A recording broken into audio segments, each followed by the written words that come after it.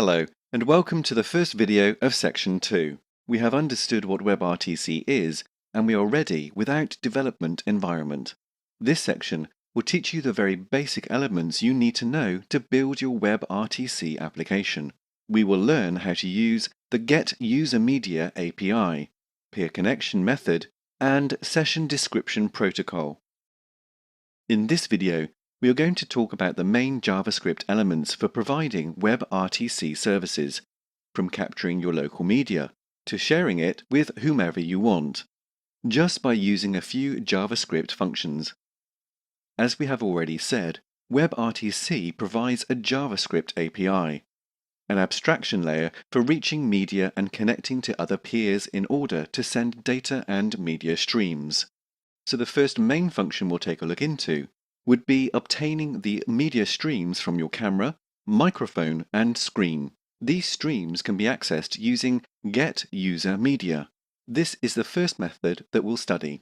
Another important element of this API is the class RTC PeerConnection, which supports the connection between the different peers involved in the WebRTC session.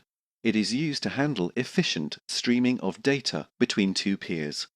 We already have our local streams and a connection. The next step will be to share them with another user, one or more people. But there's a problem to deal with before we dive into it. Since browsers have different capabilities, a negotiation is needed between all the implied peers to properly establish the sharing parameters of their streams. This will be done through SDP, or Session Description Protocol. It describes the media streams in a text format. We'll be studying it in detail in the video 4 of this section. The peer starting the communication has to obtain his media SDP and send it to the other peers. Using the method createOffer, once a peer receives this SDP, he would have to call the method createAnswer. You may have noticed that we spoke about sending the SDP, but WebRTC doesn't define how to do it. It's out from its scope.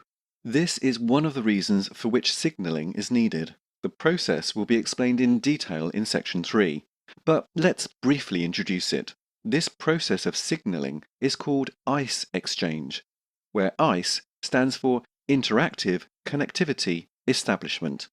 In it, the peers use different types of servers as relays. Because as an internet client, your IP address is private, for instance. Those servers help you translate your IP and your peers too. In this video, we've covered how the user can reach his local video and audio, which object represents the connection between peers, the methods for negotiating some parameters before calling, and finally, we've anticipated the ICE problem, related to how peers can find each other. In the next video, we'll go deeper in how to use the getUserMedia method, making it work on an easy example.